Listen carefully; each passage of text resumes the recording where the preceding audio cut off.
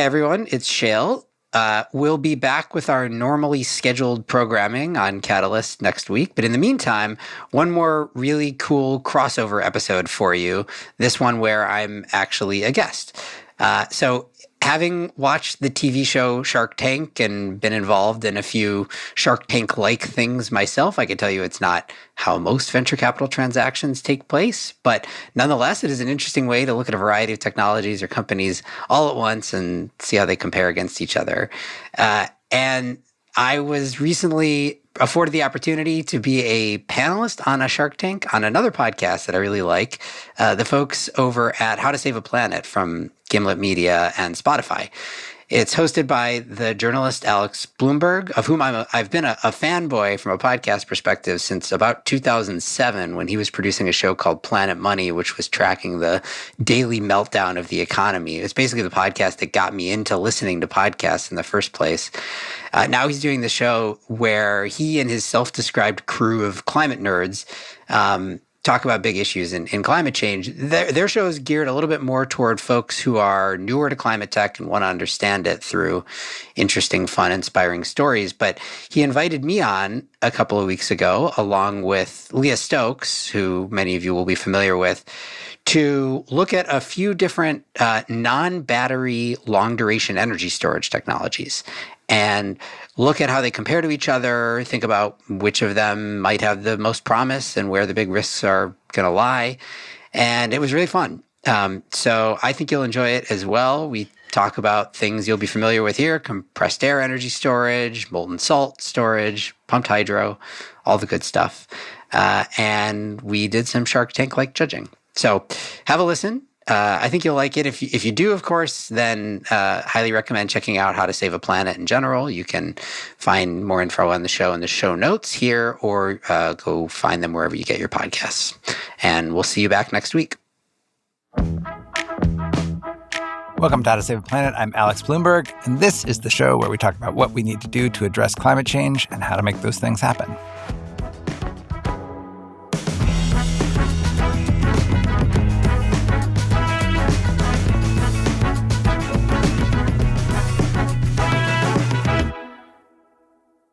Hello, everyone. Today, I am joined by How to Save a Planet producer Daniel Ackerman.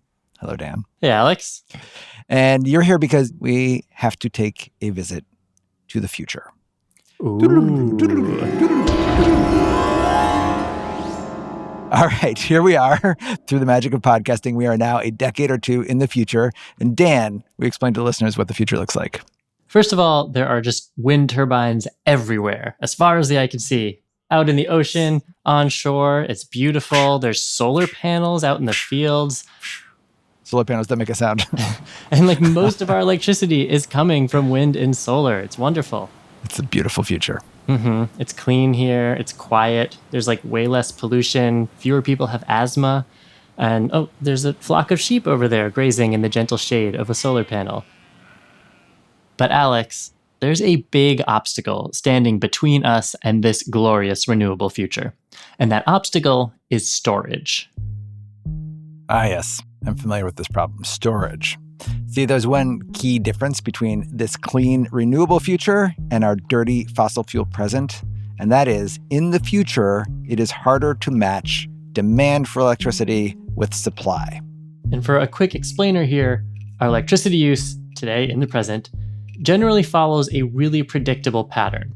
So on a super hot day in New York City, for example, in the afternoon, demand for electricity spikes. It goes way up because the afternoon is when people get home from work, they crank up their AC and maybe fire up an episode of How to Save a Planet. And right now, with the power plants we have today, so that's lots of fossil fuels, some nuclear, some hydro, the electric utility can meet that spike in demand by just firing up more electricity generation. So they might turn on more coal or gas power plants to meet that afternoon demand spike. But in the future, it won't work that way. The utility can't call up the wind and ask it to blow more or demand that the sun shine on a cloudy day. And in fact, solar panels are generating the bulk of their electricity in the middle of the day when demand for that electricity is low. And so that is where storage comes in. In our glorious renewable future, we're going to need ways of storing all that excess energy created by our renewables so that we can use it later when we need it. All right. So, Dan, in the future, what will that storage look like? That is a lot less clear than the wind turbines and solar panels.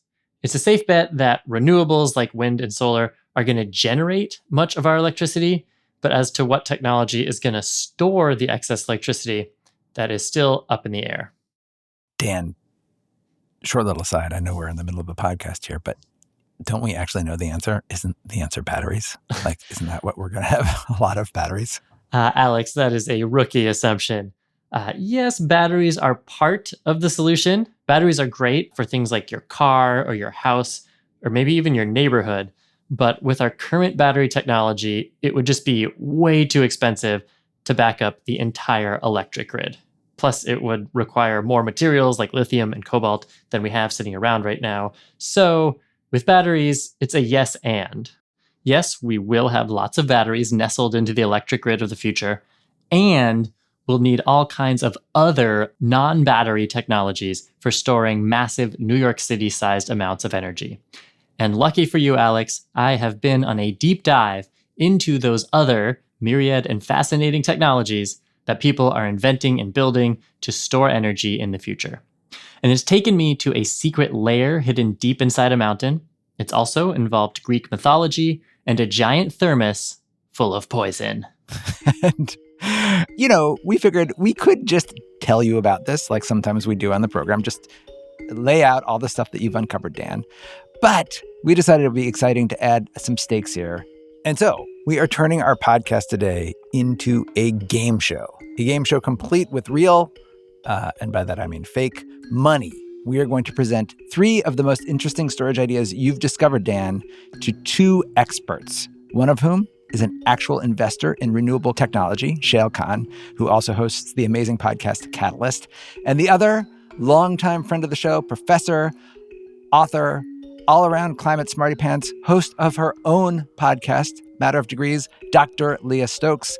They will have to decide which of the 3 technologies they would put their actual/fake money into.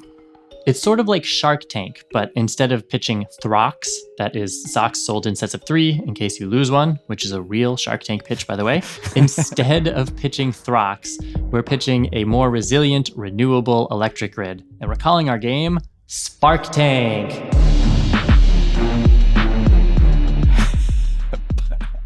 Get it? Spark, electricity. All right, so Spark Tank is coming up after a break.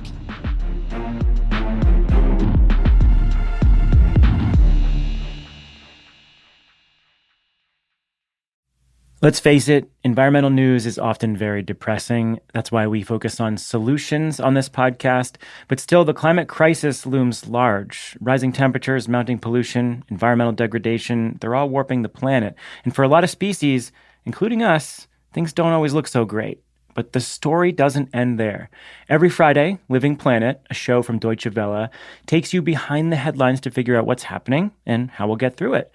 It'll also help you make better choices for a healthy planet and find space to reconnect with the beauty and wonder of the world around us. You can find Living Planet wherever you get your podcasts. Welcome back to today's episode of Spark Tank. Shark Tank, but for energy storage. I now have the distinct honor of introducing our Spark Tank climate sharks. Dr. Leah Stokes, professor of environmental policy at the University of California, Santa Barbara. Welcome, Leah. How are you? I'm good, but am I a shark or am I a spark if I'm on the Spark Tank? That's what I'm confused about. What am I? It's existential. That is a good question. I think you're a spark shark. Could be.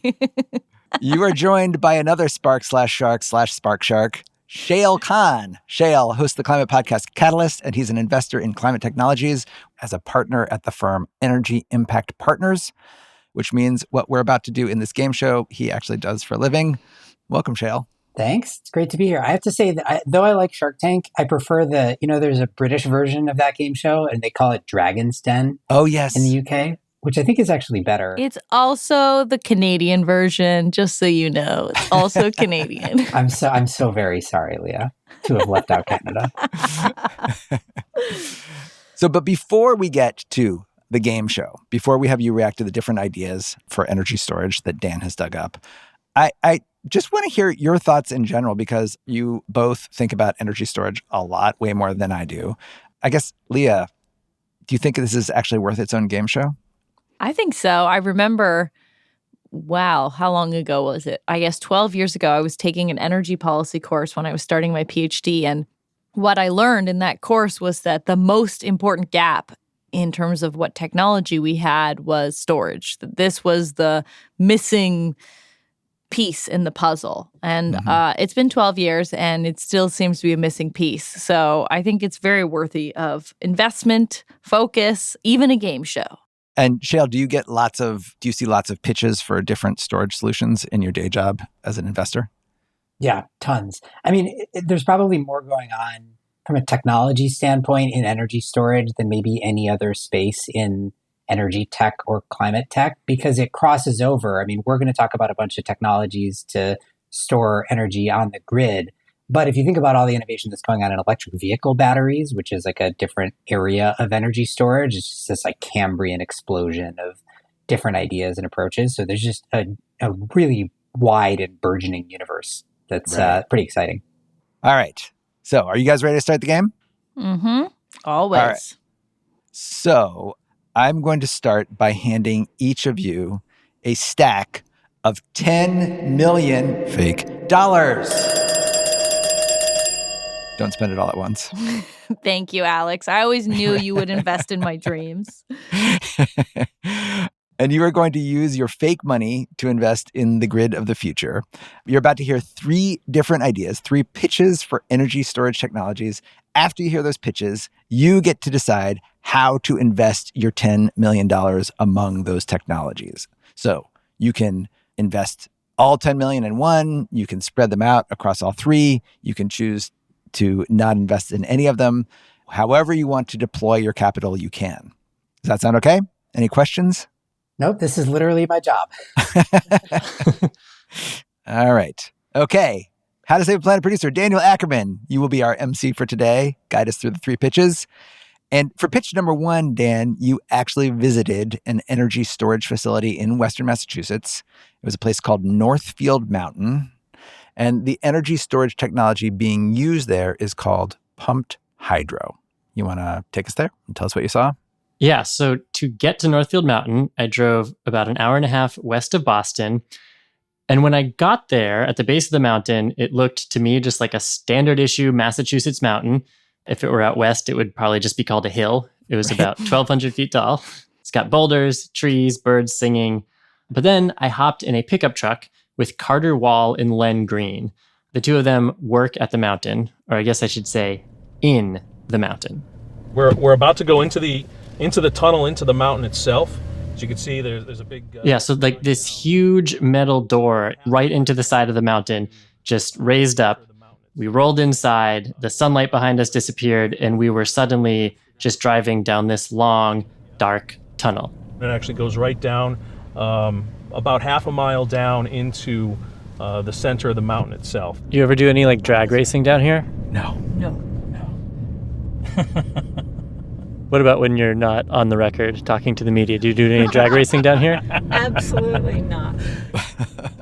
Okay, so as we proceeded cautiously into the bowels of Northfield Mountain, I got the distinct feeling we were entering the lair of a Bond villain. Len and Carter referred to it affectionately as the Bat Cave, so that is another option for your imaginations there. So we got to the end of this long tunnel, hopped out of the truck, and we were just in this dark, dank passageway. Like there was literally water dripping from the ceiling. And there was this door in the rock. We opened the door, walked through, and then suddenly stepped into this just like humongous empty space, like this artificial cavern blown out of the inside of the mountain. It was like the size of a football stadium, but just like surrounded by rock. I watched the Lord of the Rings movie, The Desolation of Smaug, not that long ago. And you're like describing to a T Smaug's lair. I was ready for like orcs to pop out. I wasn't sure this podcast could get geekier, but you guys really proved me wrong. Okay, so on the floor of this huge cavern inside the mountain, There were these 4 green boxy looking machines. Each one was like the size of an SUV. And these were pieces of electric generators, and specifically hydroelectric generators. So another thing to know about Northfield Mountain is that right above where we were standing, like up through hundreds of feet of solid rock at the very top of the mountain, sits a 5.5 billion gallon reservoir. And Len told me that all that water up there comes from the Connecticut River all the way down at the base of the mountain. We actually pump that water up through the inside of this mountain here, just about 1,000 feet up to a large reservoir which sits atop the mountain.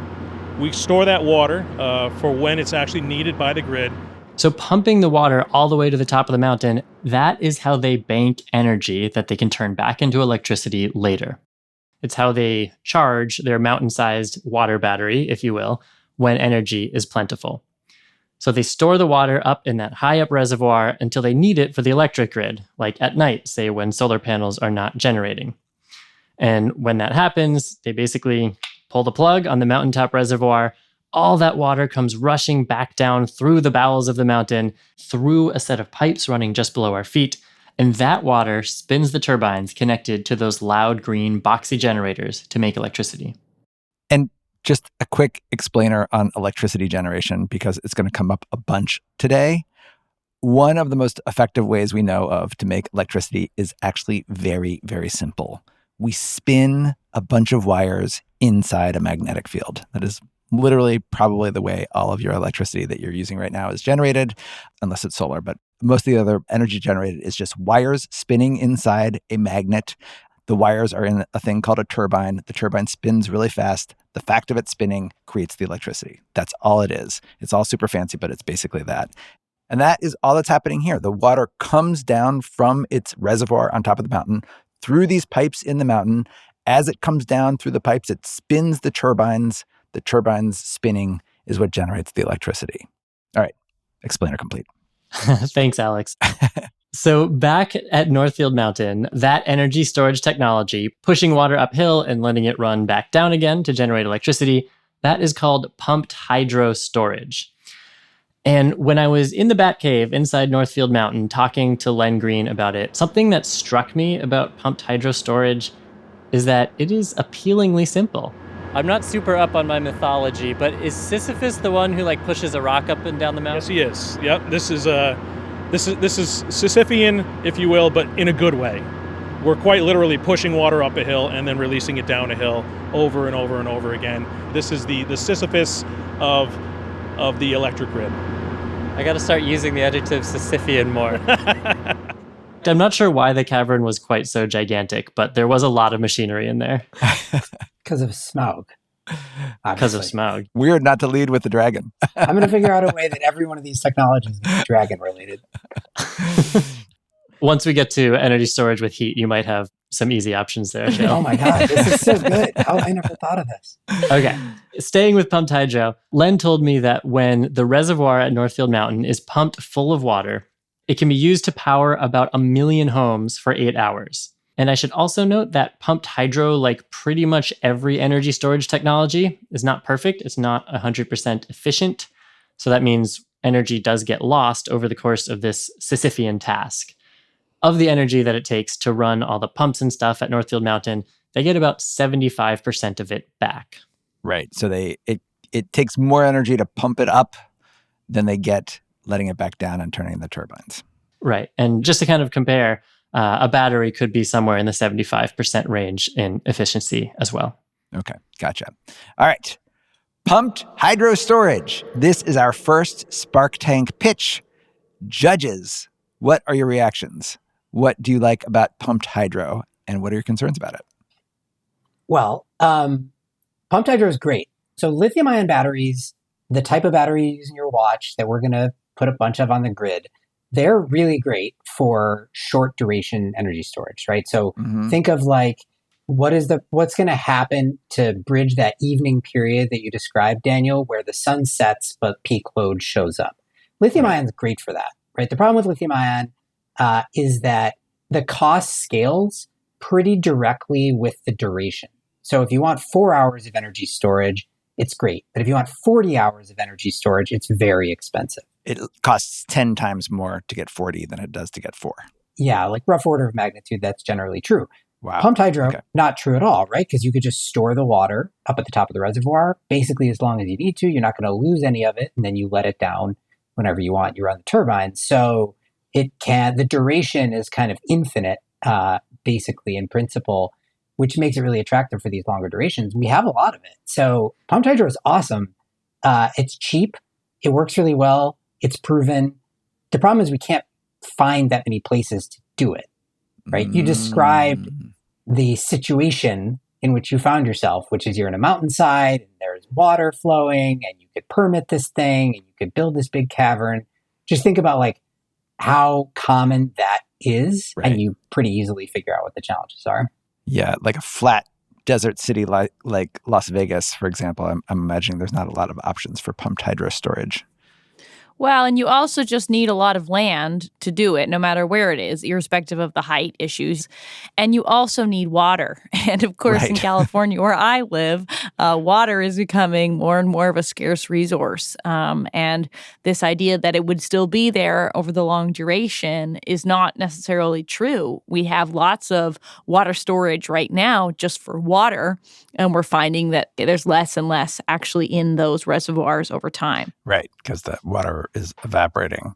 And by the way, when we talk about reservoirs, creating reservoirs, we're often talking about damming a river, which has lots of environmental consequences. It can sort of destroy these ecosystems in the valley. It can impact fish populations, all sorts of things. Which is why we have not built a lot of new hydropower in the U.S. in the past few decades. Right. And when I was researching this, I should say there are some projects where it's moving ahead. The Kauai Island Utility Cooperative in Kauai County, Hawaii, they are making a pump storage facility because they have a ton of renewables on their grid. So it just makes sense for them to build more energy storage.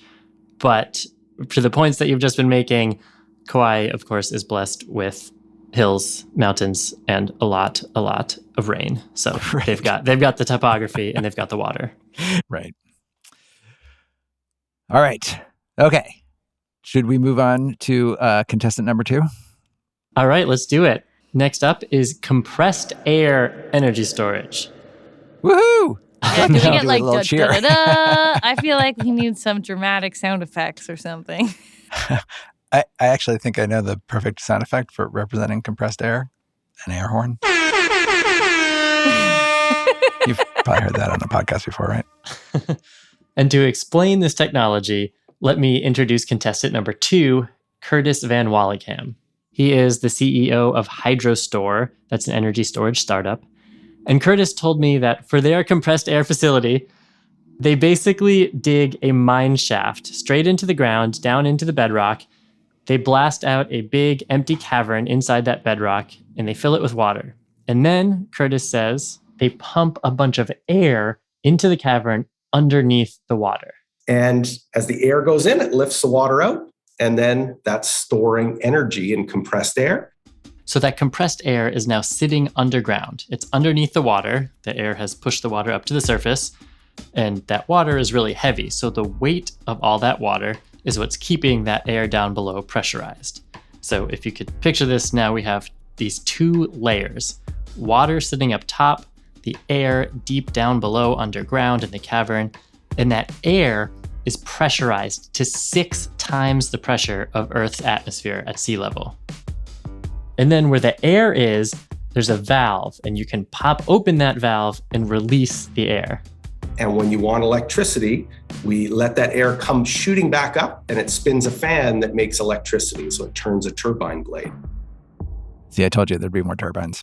It's all about spinning turbines. Also, more caverns. This is a very common theme. Caverns. I just want to say that air getting sucked in is what the dragon does before it breathes fire. The first thing it has to do is suck the air in.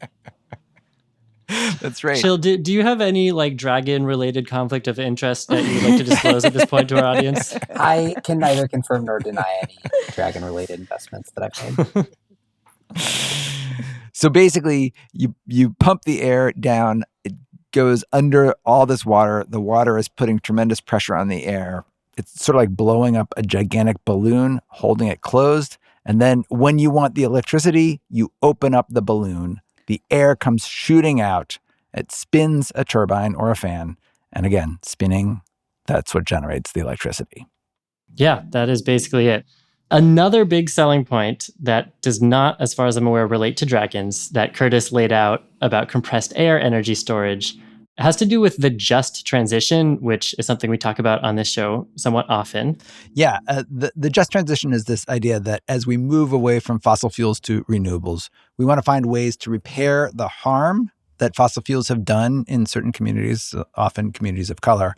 And we also want to support the people whose livelihoods depended on the fossil fuel economy. We want to ditch oil and gas, but we don't want to leave behind all the oil and gas workers who need to make a living. Yeah, that's exactly it. And Curtis told me that hydro stores facilities, they can actually use the skills and expertise of those workers who are exiting the fossil fuel industry. All of this equipment is from the oil and gas industry. So the compressors move natural gas down pipelines. The turbines are used in liquid natural gas processes. And the caverns are used to store typically natural gas. So we're keeping that workforce in those factories, they're still doing the same thing they've always done, put together in a unique way for us under our patents to serve the clean energy economy. So that is compressed air. And I should say that this technology is not quite as well established as pumped hydro. It's a little more experimental. And Curtis told me that their compressed air facilities are about 65% energy efficient. So it doesn't quite hit that 75% mark of pumped hydro. But Curtis did tell me that one of these caverns pumped full of air could power about 1 million homes for a day or so. So similar to pumped hydro. And where is this company based? They are based in Toronto. Aha. That's why I asked. I didn't actually care the answer. I could recognize the Canadian accent. That's why I asked. I'm also from Toronto, so I know a Torontonian when I hear one. Yeah. Okay, so judges, reactions, questions, concerns. Well, I must declare my conflict of interest, which is, as a Canadian, I may be biased towards this guy. He's really tugging at my heartstrings. But, I think this is an interesting concept. It would be interesting to think about where do we have storage facilities that can store this underground. Maybe there's more available land, right? Because you're not taking up area on the above ground. You're not taking a lot of surface that you need for other things. You're just going underground. And I think it's also interesting to think about how oil and gas technologies could be repurposed and the workers and the sort of specific expertise that those companies have towards this kind of technology. So in those ways, I think it's quite promising. Shayle, what are your thoughts? You in, you out? Yeah, so compressed air energy storage is cool. It has the promise of much better siteability than pumped hydro. There's actually lots and lots and lots of places we could do this. And to Leah's point, it doesn't use as much above ground land. And I like the sort of usage of the oil and gas infrastructure and talents and all that kind of stuff. I think that's all important and real. Historically, the challenge with compressed air energy storage has to do with this trade-off between efficiency and cost. So the basic challenge is when you compress air, you create heat, right? And if you let that heat dissipate into the atmosphere, you're just going to lose a lot of energy in the process of storing it. So most of the innovations around compressed air energy storage have to do with what do you do with this heat? Right. So for hydrostore specifically, Curtis told me that they capture that heat and then use it to survive the long, cold Canadian winters. Just kidding. He said they use it to improve the energy efficiency of their facility. Got it. All right. Let us move on to our third and final contestant. Okay, quick review though. So we've heard pitch number 1 for pumped hydro, that is storing energy by pushing water up and down a hill. We've heard pitch number 2 about compressed air, that's pressurizing and releasing air in an underground cavern. And up next, contestant number 3, our final contestant, has a pitch for storing energy as heat. All right. Heat. It was a problem in pitch number 2, but it's the solution in pitch number 3. Who is contestant number 3? Contestant number 3 is Dr. Cristina Prieto. She is an engineer at the University of Seville, so that is located in sunny southern Spain. And Cristina's journey into energy storage actually started a couple decades ago when she was working, of all places, in the petrochemical industry. I started working in refinery. And as I like to explain, suddenly I saw the light, no? And I Wait, changed. is this literal or metaphor? 50-50. So it's a half metaphor. Yeah, so here's why Cristina seeing the light is only half metaphor. Cristina took a job at a renewable energy company. It was a company that used sunlight to generate heat. And they used that heat to make electricity. Remember, Alex, heat boils water, steam spins a turbine, and that makes electricity. But sometimes when the sun was really shining, remember this is southern Spain, they ended up with way more heat than they needed for the electric grid. So Cristina helped figure out how to store all that extra heat to be used later. And just so I understand this, you have extra heat, and what you want to do is heat something up that will cool down very slowly so that you can sort of basically hang on to the heat, which is like a little bit of a hard thing for me to get my mind around because I don't really think of like heat as something that you can store. Yeah, like you want to find a specific object that you can heat up and that will hold that heat rather than letting it just disperse into the air. You heat it up and then it stays hot. Right. And Cristina looked into a bunch of different ways to do this. She looked into cooking blocks of concrete, and that worked okay, but was not so efficient at really high temperatures. She looked into cooking a tank of water, but the problem there is that water boils at a relatively low temperature, and that would cause the tank to explode, which is no good. So she settled on a storage solution called molten salts. Classic. Molten salts, which sounds like maybe either a spa treatment or a torture device. I'm not sure which, but what are molten salts exactly? So salt, like on the dinner table? Not quite. So this is mostly nitrates, a little different than dinner salt. You would not want to eat this stuff. Mm-hmm. Listeners, do not eat molten salts. But these molten salts, these nitrates, are another kind of relatively cheap and plentiful salt. So it is an easy to get material. And what's really good about these molten salts is you can get them super, super hot, like more than 500 degrees Celsius. And even then, these molten salts will stay molten. They will not try to boil and explode your tank like water would. And that seems important, right? Like, because if you want to store the heat, you want to get the liquid as hot as possible. And if it turns into a gas, that sort of blows the whole thing apart, basically. Quite literally. Liquid. Yeah, gotcha. Okay. I get it. Seems a little complicated though. What's the big selling point here? So there were two selling points that Cristina pointed to. The first is that to make electricity from a super hot tank of molten salt, you can actually hook it right up to infrastructure that already exists. So this again actually relates to the just transition. Uh-huh. Like you might have a power plant today that burns natural gas or fossil gas to boil water and spin a turbine and make electricity.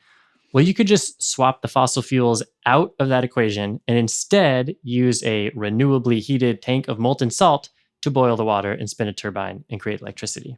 All right. So it could make an easy pivot away from fossil fuels, kind of electric compressed air. And what's the second selling point? So selling point number 2 for molten salts is that when you have energy stored up as heat, you can do a lot of different things with that heat. You can use it to make electricity for the grid, like we've been talking about, and that's awesome. But you can also just use that heat directly. Like you could transfer that heat from your tank of molten salts through a set of steam pipes and into homes to heat them in the wintertime. Mm-hmm. Or you could use that heat for industrial processes like making pharmaceuticals or paper. And here's why that's important. Right now, industry accounts for about a quarter of the greenhouse gas emissions in the US. And most of that is not to keep the lights on in the factories. It's because they need heat for chemical reactions and to melt and transform materials. Now, Cristina told me that these molten salt tanks can hold a ton of energy. A big old tank of hot molten salt could back up a mid-sized city of about 200,000 people for a few hours. Okay. And these molten salt tanks, they are quite efficient. You get back about 80 to 90% of the energy you put in. So that is the best of our 3 pitches, and that is way better than fossil fuels. Yes. And when you talk about big ol' tank, is that a technical term, big ol'? How big is big ol'? So Cristina said one of these tanks would take up most of a city block, and it'd be about like 3 or 4 stories high. Oh, okay. So bigger than like a train car, I guess, which I was sort of imagining, but still much smaller than a Massachusetts mountain housing a pumped hydro facility. Yes. Basically, I'm picturing sort of one of those big cylindrical tankers that you see at a refinery or something. That's exactly what these look like, yeah. Yeah. And one of those could power all of like a mid-sized city like Grand Rapids or something for half a day. Yeah. That's amazing. Mm-hmm. That's amazing. All right. I'm in. I don't have any money, but like this is like quickly gone from dark horse to my favorite candidate. Judges, what are your thoughts? Well, this is used already in some applications. There is a concentrating solar power project, which I've driven by in the desert. Mm-hmm. Basically, what it does is you use solar panels, more like, think of it like a mirror, and they are reflecting the sun's light and then putting it towards the tower. So when you drive past this, you'll often see these like huge beams of light going towards the tower. And what they're doing is the tower is this molten salt, and then the energy gets stored there. So you focus all the sun's rays back onto a single point, and that gets super, super hot, sort of the same way that you can sort of cook an ant with a magnifying glass. Exactly. It's just like that. And you can see the beams if you drive by this site. It's quite dramatic. That's crazy. I just want to say, I swear this is just working out this way. But that project, if you've ever driven by it or if you've ever flown over it, it is really distinguishable, and it looks a lot like Isengard, the tower in The Lord of the Rings. If you're looking for a visual, I swear, exactly what it looks like. Also, molten salt storing as heat. This is what is inside the dragon's belly before it. I mean, shoots the obviously, fire it's out. just science. It's just science. I didn't plan it out. I should offer a bit of disclosure. We are not investors in pumped hydro storage at the moment. We are not investors in compressed air energy storage.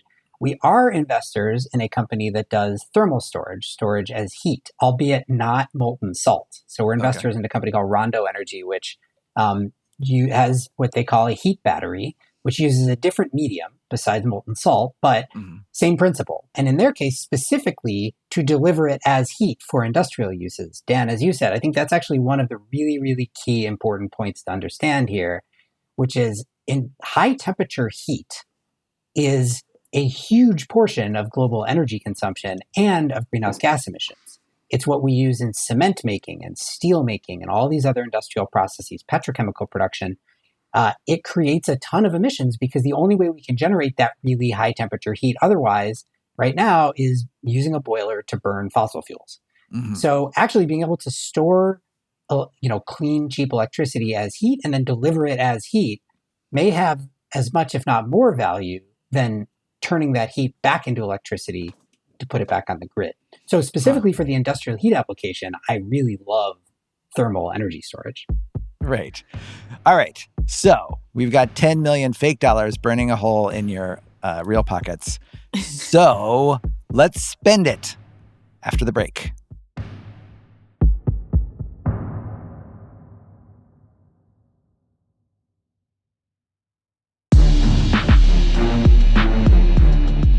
All right, everyone. Welcome back to Spark Tank. We are at the moment of truth. Shayle, Kann, Dr. Leah Stokes, you've heard the pitches. Now you have to decide where to spend your money. Pumped hydro, which is sort of like a big high lake. Compressed air, which is a giant underground balloon under a lake. And then molten salts, which is sort of like a gigantic thermos filled with really, really hot liquid. So, without further ado, how are you going to spend your money?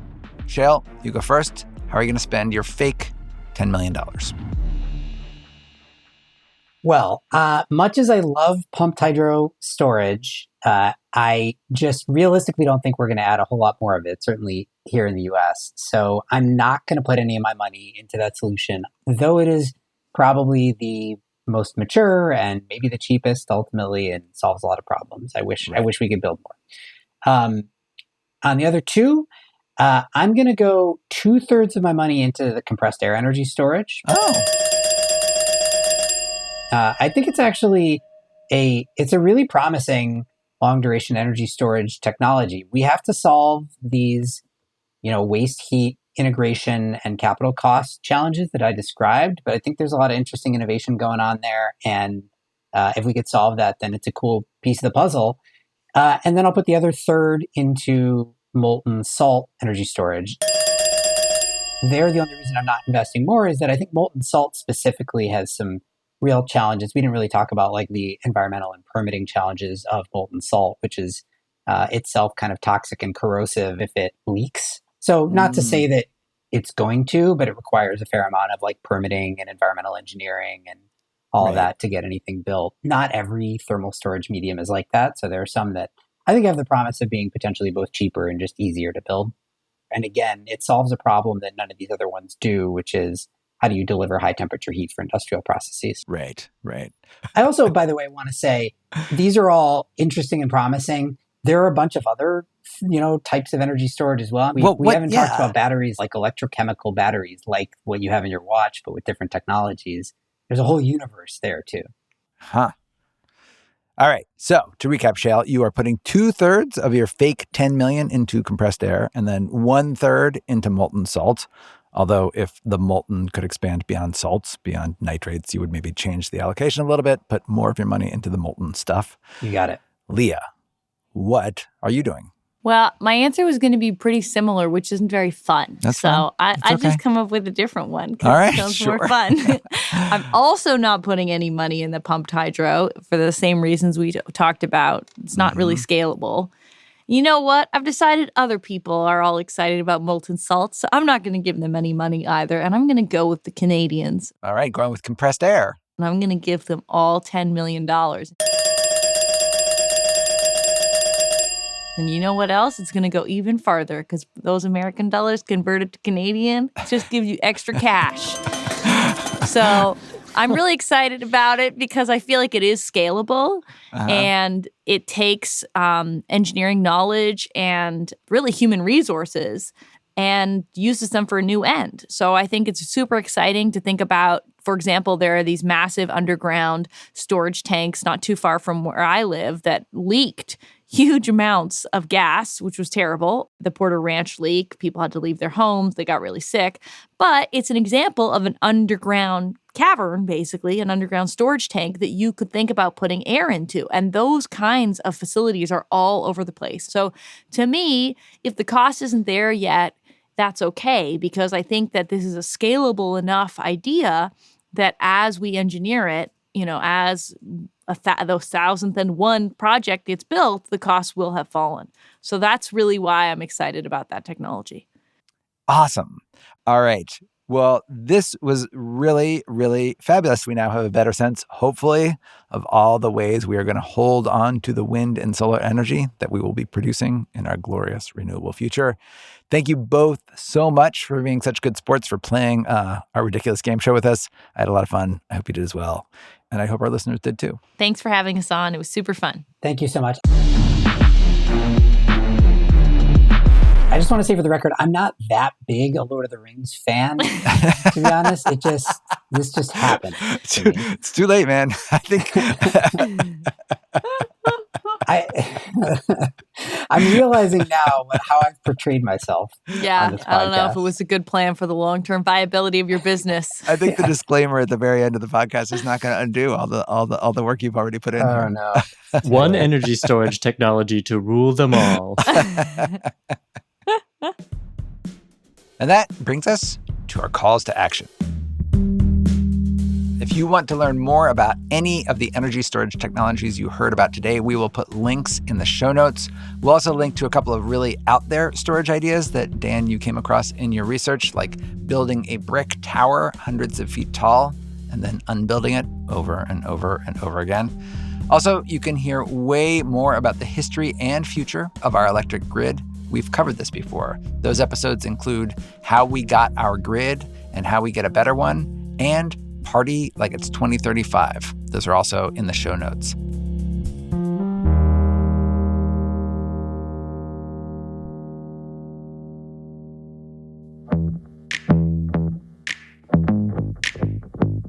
How to Save a Planet is a Spotify original podcast and Gimlet production. It's hosted by me, Alex Bloomberg. This episode was produced by Daniel Ackerman. The rest of our reporting and producing team includes Kendra Pierre-Louis, Rachel Waldholz, and Anna Ladd. Our supervising producer is Matt Shilts. Our editor is Caitlin Kenney. Our intern is Janae Morris. Sound design and mixing by Peter Leonard with original music by Peter Leonard and Emma Munger. Our fact checker for this episode is James Gaines. Special thanks today to David Bissell, CEO of the Kauai Island Utility Co-op, which is building that big pumped hydro facility to store oodles of clean solar energy on Kauai. And thanks to all of you for listening. See you next week.